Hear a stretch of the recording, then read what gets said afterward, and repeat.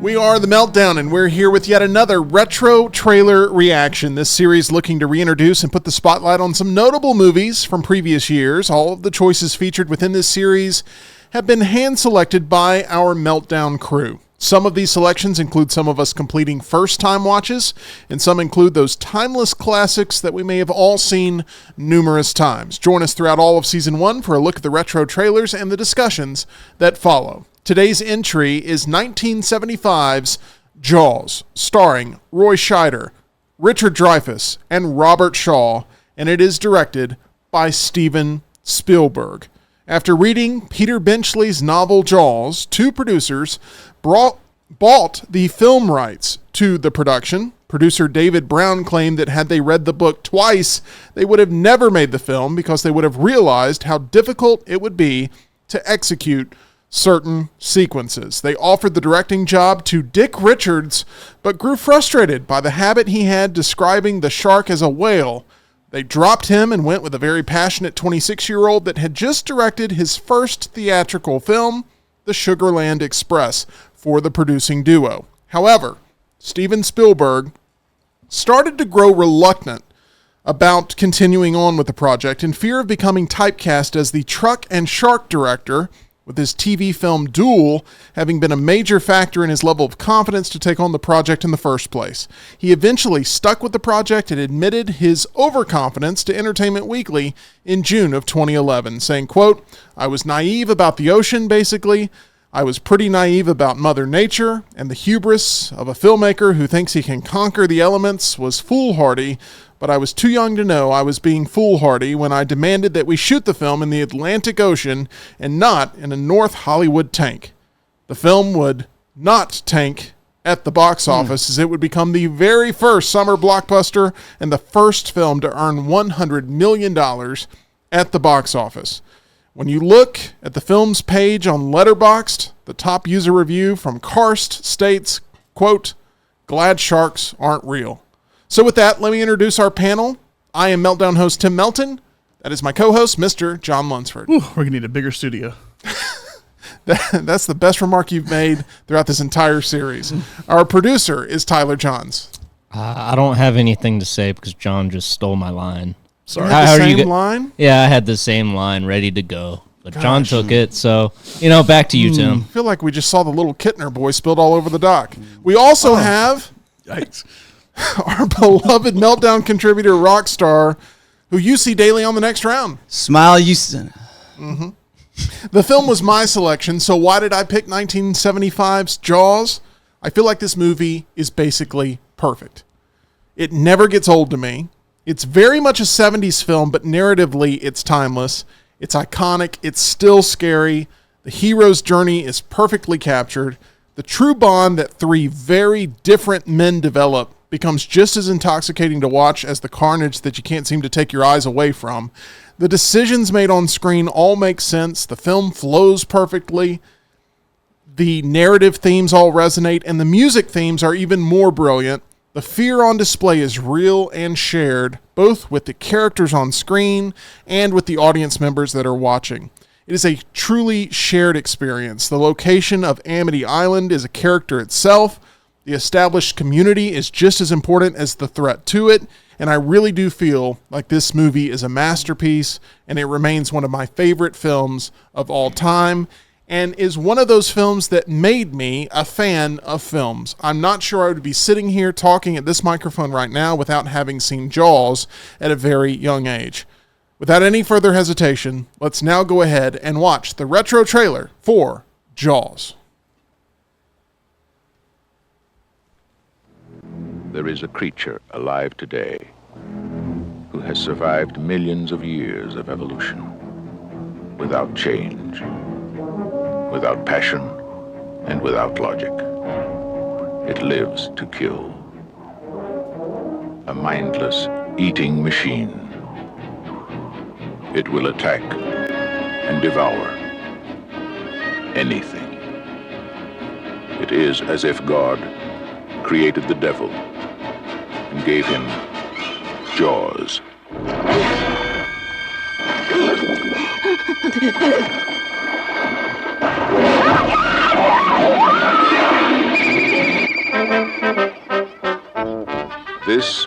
Universal's extraordinary motion picture version of Peter Benchley's best-selling novel, Jaws. I just found out that a girl got killed here last week. And you knew it. You knew there was a shark out there. You knew it was dangerous. But you let people go swimming anyway.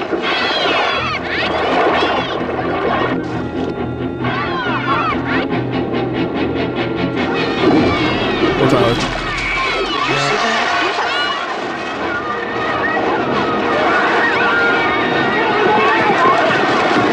It's all psychological.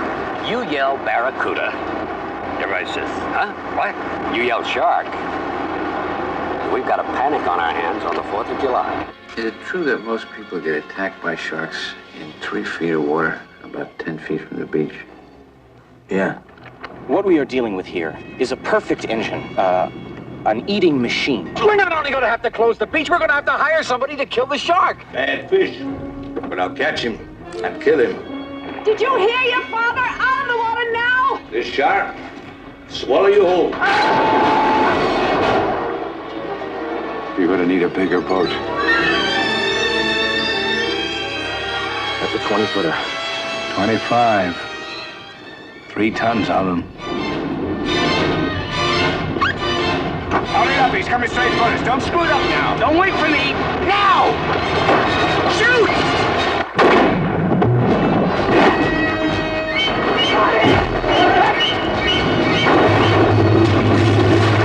What's the deal? Give him room! I can't, he's trying to run! Oh! Come quick! I can't hold it! Hurry! Pick it up! Brody!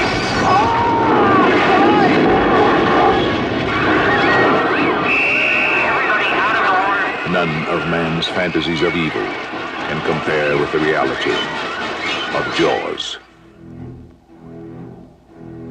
Roy Scheider, Robert Shaw, Richard Dreyfuss, Jaws. See it before you go swimming. First and foremost, what do you think of the creepy voiceover guy in that? Because I think it's perfect. I think the creepy voiceover guy is perfect. The trailer could be better, but the Trailer voiceover pretty much shows the whole movie. It's a 3-minute long trailer. It was a different age. What I found is what was the actual trailer that played back then, but no, the voiceover guy was good. That's the trailer. From this point on, we'll be including spoilers for Jaws in our discussion points. So if you'd like to watch the movie first and come back to us, feel free to pause this video now. As we saw in parts of the trailer, when a young woman is killed by a shark while skinny dipping near the New England tourist town of Amity Island, Police Chief Martin Brody wants to close the beaches, but Mayor Larry Vaughn overrules him, fearing the loss of tourist revenue will cripple the town.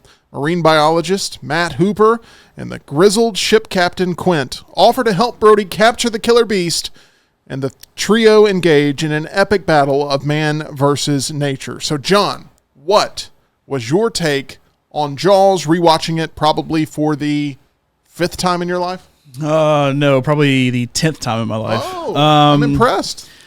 I had seen Jaws before I married my wife, who is a massive horror fan, and obviously have watched it a lot since then. I know this is one of your top movies. It's one of your top movies, as you mentioned, that it was a perfect movie for you.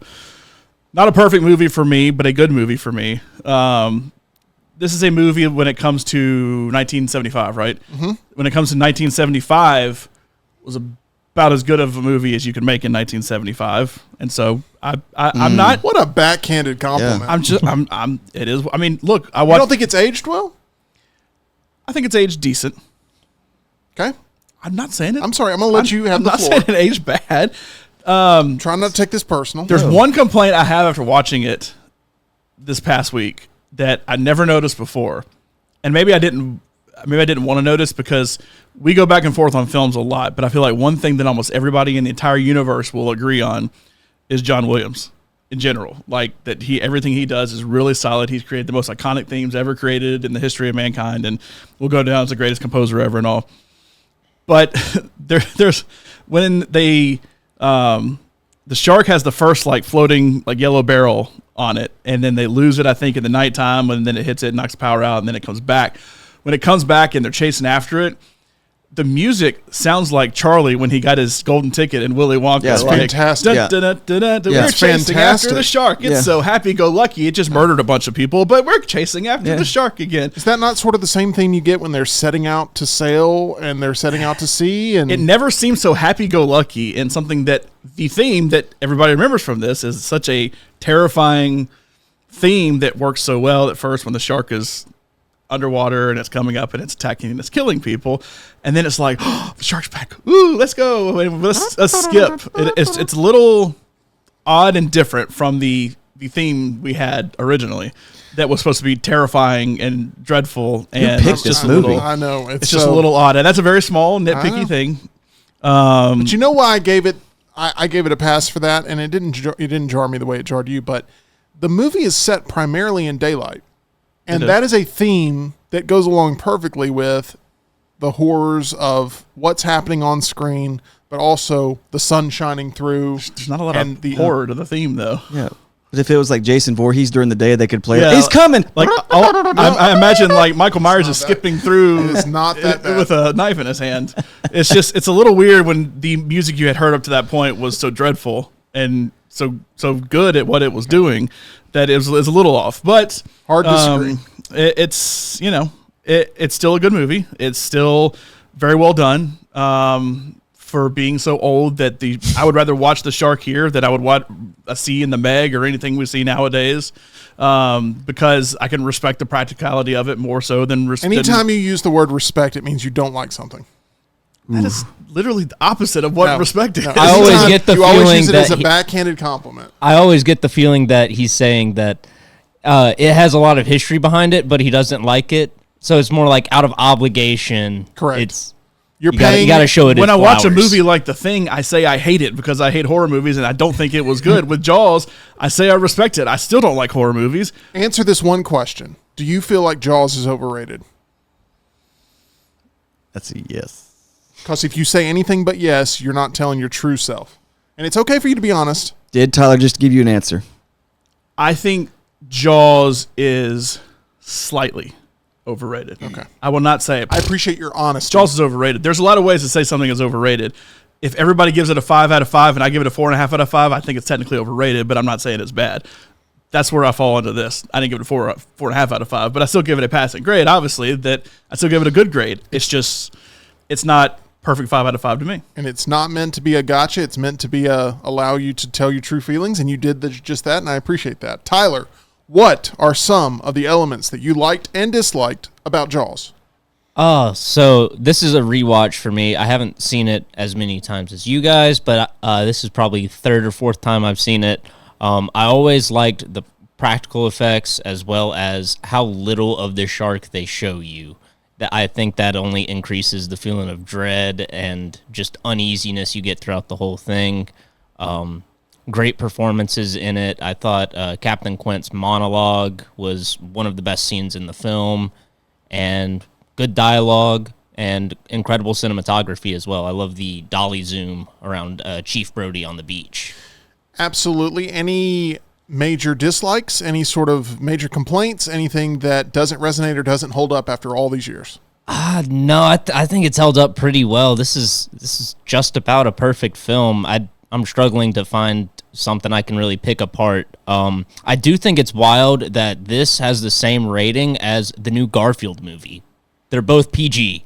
Oh, yes. I thought you meant like... No, not like star rating. Garfield's much better. No. Same even I'm not going to go that far. Come rating. on. This was before PG-13 existed. Yeah. However, this movie should have been rated R on every level. Correct. Well, that was my question. How did it not fall on the R side?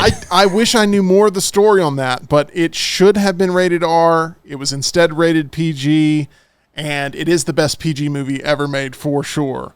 Rockstar. I may even agree with that. What are your feelings about... Hold on one second. Was E.T. PG? Was it PG? It wasn't R, and PG-13 I don't think existed when E.T. came out. So if you it just had said existed. Jaws Okay. is the best E.T. PG... is PG. If you just said Jaws is the best PG PG-13. movie of all time, I know why I thought that's a it was huge PG-13. win. Was that for the before Jaws PG-13? fans. Is that Yes. before I PG-13? think Gremlins 2 created I PG-13, thought right? Temple of Doom did. Indiana Jones Temple of Doom and Gremlins, Gremlins 1. 1 Oh, Gremlins led 1. to it. Gotcha. And then Red Dawn was Yeah. the first one that was released as Okay. PG-13. I don't remember when Okay. PG-13 came out. Okay, I'd take that back. No, it's not. Okay. I was about to just Mighty take Ducks the was win. But there's pretty not a good, lot too. of PG. It's better than Mighty Ducks. I'll say that. Rockstar, what Yeah. are your feelings about Jaws? Watching it again last night for I can't remember how many times I've watched it. It's a good film. I'm kind of with John on it. It's not the greatest film ever. Don't you say that. Pacing, I like the pacing. The effects still hold today. The Quinn Eaton shot, that the shark, for all the problems, it was his name Bruce. Yep. It's as real for that to be in 1975 and to be like you can say like that's a fake shark. The special effects for the time were really good, especially for Steven Spielberg being his really first big film. Things I didn't like, the uncomfortableness, the music scene that John was talking about, but also the sharing of the scars scene where Richard Dreyfuss just throws his leg up on the table and then Quint pulls his leg up and they put their legs upon each other. And because that's something we males do. I just want to be leg skin on leg skin. I normally save that for the men's bathroom. That's normally where I'm so doing the sharing the scars. Just stories. there's no real big complaints. And when I think about, have anybody seen the Val Kilmer documentary called Val? Yes. So him and his brother videotaped everything when they were younger. And the first thing I thought of when the Quint scene is Val, when he was like 10 years old, was eating saltines going to, if you want to get him, I'll get him for $3,000, but I can kill it for 10 or whatever. Val Kilmer's doing that as like a 10-year-old. And that's exactly what I thought when I thought of that one scene where dude just randomly shows up in a board meeting or whatever about the beaches closing. But it's a good film. I enjoyed it. Don't think it's one of the best ever. What do you think of the tiger shark scene where you have the rando in the city or in the town that goes, "What? It's what?" or whatever? It's what? It's what? And the license plate. I mean, those are cool scenes. Like, and I do like the imagination where you're not seeing him literally cutting into the belly. You're seeing his motion he's cutting, and then you see the contents flow out. But it's like, I don't need to see a fake shark belly. The severed head scene, the Richard Dreyfuss scenes, like that still jars you a little bit. Like, it's just, I enjoy that. I don't like how Richard Dreyfuss just kind of hides under a rock underwater for like 30 minutes and then bubbles back up. Quint. Okay. Originally, he was supposed to die, but they ended up changing it. Yeah, so like I didn't like that aspect where it's just like, we got to get rid of him for like 10 minutes. What can we do? Have him swim away. And he already has breathing problems. Like, you see that he hyperventilates on land, but he's going to be underwater for 30 minutes. That's my only big complaint. I love my number one thing that I wrote down here, and I guess this is why I was so defensive with John, is the music from John Williams. I love the light and the dark tones blending as one, because that's what the film is. It is a horrific situation that takes place mostly in the light, and you need to capture both spirits of a nautical adventure and also a hunt and fight until the bitter end, and I think it does that very well. The cinematography is beautiful. There are some shots that I just want cut out of the film to hang on the wall. I already have the poster back here that we have hung on the wall, and I'm very excited that it is one of the first things that joined us here in the Meltdown Culver's studio was this Jaws poster. The casting is perfect, top to bottom. The entire community is cast well. All the extras. I mean, everybody's a character in this. Ooh. What? You don't... Your boy just made the face. My only complaint with the casting is the parents of the boy that get killed are like 80 years old, and he's like 10. Yeah. I don't have a problem with it. That's a little bizarre. There are older parents. Do you have any problems with this film? Yes, I do, and I will get to those in just a second. To it. I think this film, and I've never heard it described this way, but this is my take on it, that it is a reverse Wizard of Oz, basically, and that you have three individuals who already have the things that the Scarecrow, the Tin Man, and the Lion are looking for. Hooper has the brains, Brody has the heart, Quint has the nerve, and the Yellow Brick Road is the ocean, and they're traveling through it together. And Jaws is Elphaba or Wicked Flying Witches. Monkey. I mean, I'm not saying it's a complete comparison. Oh, I'm okay. saying that the journey of these three individuals down the road of life, John, Don't make me out to be an idiot. Well, no, It You could works. use that theme Trying when, to- It when that works. scene you like with a boat. It could have been. And Dorothy was skinny Pretty much dipping was. in the first 15 minutes of the movie, so it works out perfect there. Does But that mean the guy controlling the mechanical shark is the man behind the curtain? that is correct. The three guys singing together, I love the camaraderie, but also just the harmony of it. I've replicated that scene multiple times. The multiple Quint monologues, not just when he's talking about surviving shark attacks in the past, but also that scene that Rockstar pointed out where he's talking about you get the whole damn thing for $10,000. Quint's death is one of the most brutal in the history of cinema. Yeah. Once again, asking, how did this get a PG rating? It turned the beauty of the beach into the scariest place imaginable. And I think everyone who still gets in the water today that's ever seen this movie, they think of Jaws when they are getting into the water. It is sort of a universal fear thanks to this film. The scene with Brody and his son where they're sort of matching each other pace for pace. And then Brody's like, give me a kiss. And he's like, why? And he's like, because I need it. Yeah. It's just like a really simple scene that shows so much about the characters that make up this world. Martin Brody and his wife Ellen's marriage feels 100% natural to me. The mayor is the true villain of this movie. Great coat, though. Great coat, great wardrobe, but he's the best representation, John, of the good old boy club politician. 100%. And without that as a factor in the film, it would just be a monster movie. And the true monster of this is the guy who's not willing to actually do anything to protect the lives of the citizens he's been sworn to have the best interest upheld for. Without the mayor, it would have just been a drunk girl went out and got eaten by a shark at the end. Because and then somebody put up the a fence. police would have shut it down. They would have done what they had to do, and you pretty much move on. He also smokes in the hospital, which I think is a lovely representation of the 70s at that time. The absence of the actual shark due to production issues, like Tyler pointed out, enhances the terror. And this is still a great movie on the big screen. I got a chance to see it a couple years ago on in the theater, and it's just a beautiful thing to watch. Things I wasn't wild about. It scared me so badly at 5 years old that I watched it, and the next day I had T-ball tryouts, and I refused to run the bases during T-ball tryouts because the infield looked like sand from the beach.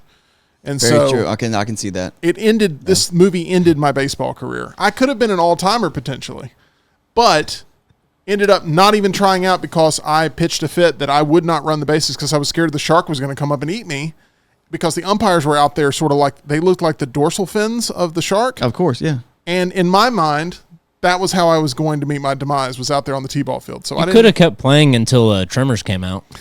That would have also probably terrified me. If it makes you feel any better, after seeing E.T. for the first time, I started having dreams that E.T. was slowly chasing me through my house. It wasn't like he was like, he may have been out to just give me a hug. I don't know. But like he just slowly, and he kind of waddles real slow. And it's like, that's terrifying. I got to get away from him. And I kept running laps around the house. So our favorite old school Spielberg movies still haunt us. I'm glad that thing combines us. There's one shot in this movie I wish was not in the movie. And it is the shot of the shark almost completely vertical up against the boat, where it's starting to sink the boat. Mm-hmm. And that's the worst look that the shark has in the whole movie, in my opinion. And every time I see it, I go, I'm not going to have a problem with it this time. And every single time I have a problem with it because it's just too far out of the water. They didn't have to put it that far up. They could have made it just a little bit lower or cut that out of the film, because the amount of damage that was done to the boat, it should have sank anyway. Air Jaws. I'm also upset that the fact is that there's a play. Jordan. There's a play called The Shark is Broken. Have you guys heard about this? Oh, I can't wait. It's a play where Robert Shaw's son, Ian Shaw, explores the volatile dynamics between the three big acting personalities on set. So they're playing the actors, playing the parts on the stage production, and Like it's fighting set with each other and stuff. and it's set on the Orca. It last was performed on Broadway in 2023. And I'm telling you, if you watch anything about this, you're going to be like, I think this would be really good, because Ian Shaw looks exactly like his dad, Robert Shaw. Is there a music background? I'm sure there is. Do they have an orchestra? You know what? Out of all the things that have been said about the music surrounding this film, that one was the most acceptable. Wow, and I appreciate that. I guess. Thank you. Thank you. Let's talk about the production of this masterpiece. Though Spielberg complied with a request from the producers to cast known actors. He wanted to avoid hiring any big stars. He felt that somewhat anonymous performers would help the audience believe this was happening to people like you and me, whereas stars bring a lot of memories along with them, and those memories can sometimes corrupt the story, which leads to what I think is a perfectly cast movie. Principal photography began May 2nd, 1974 on the island of Martha's Vineyard, Massachusetts. Selected after consideration was given to Eastern Long Island. Would have been a very different type of movie if it had been sort of a New Jersey oh my God, is that a shark? Exactly. Brown explained later that the production needed a vacation area that was lower middle class enough so that an appearance of a shark would destroy the tourist business, which would then create so much demand from the public to do something about this. This was the first film shot on the open sea, with the weather and sharks causing major issues, going months over schedule and millions over budget. There were 3 mechanical sharks created for the film, named Bruce after Spielberg's lawyer. Some real shark imagery was also used in the film, including stuff you saw there in the cage. For Quint's boat, the Orca, 2 identical 42-foot models were constructed for the film. One had no motor and was designed to sink on command. Spielberg also decided that he was greedy for one more scream following the near final cut of the film and reshot the scene where Hooper discovers Ben Gardner's body using $3,000 of his own money after Universal refused to pay for the reshoot. It was shot in a swimming pool and provided the biggest audience jump in the film. That is an audience jump that still exists to this day. I saw it when I saw the movie 2 years ago with people who maybe hadn't seen Jaws that were in there. My wife was one of the people who hadn't seen Jaws, and she jumped out of her seat when that head pops out of the boat. So it is still a scene that works really well. The film grossed $100 million in its first 59 days after being released on June 20th, 1975. In just 78 days, it overtook The Godfather as the highest grossing film at the North American box office and became the first film to earn $100 million in U.S. theatrical rentals. It spent 14 consecutive weeks as the number 1 film in the United States. All in all, and unadjusted for inflation, it's made nearly $500 million. I believe if you were to adjust for inflation, it's made over $2 billion. Jaws won 3 of the 4 Academy Awards it was up for Best Film Editing, Best Original Dramatic Score, and Best Sound. Spielberg, however, was somehow not nominated for Best Director, which peeved him off. Although the film was nominated as one of the 5 entries for Best Picture, it lost to, anybody know? One Flew Over the Cuckoo's Nest was the winner that year. And John, that is a film you desperately need to see at some point. It is very good, but is it better than Jaws? I would argue it is not. You'll have respect for it. I'm sure I will. You will Danny have DeVito's respect. in I it. better not say that word, though. Yeah. You better not, because we all know what it means. It always means Did Aretha Franklin not teach you anything? this crap is old. That's what you're really trying to say. So that's what you need to know about Jaws. Is this a movie you appreciate all these years later? Is it a movie you respect all these years later? Let us know in the comment section below. And make sure you take a look at our title sponsor, John. That's MyBookie. MyBookie.ag, promo code next round. If you respect gambling, you can go to MyBookie.ag and use that promo code and get a little extra money on us. Play in the sportsbook, play in the casino, play the live casino, real dealers, real cards, real roulette, blackjack, all kind of fun games there. Go to MyBookie.ag. The Shark is not working. The Shark is not working. That's a great documentary as well that's associated with all the physical media releases of Jaws. One of my biggest regrets is not buying the anniversary edition on Steelbook when I had the chance. I put it back on the shelf for some reason. I wish I would have got it because I absolutely adore this movie, if you can't tell already. Make sure you stick around here on The Meltdown for more retro trailer reactions. What do you think of the movie Jaws? Is it still a movie you think about all these years later? We are approaching the 4th of July. Just happened to pull it out of the bucket during this time, as it is one of the best 4th of July movies ever made. More retro trailer reactions. Make sure you're subscribed right here to The Meltdown.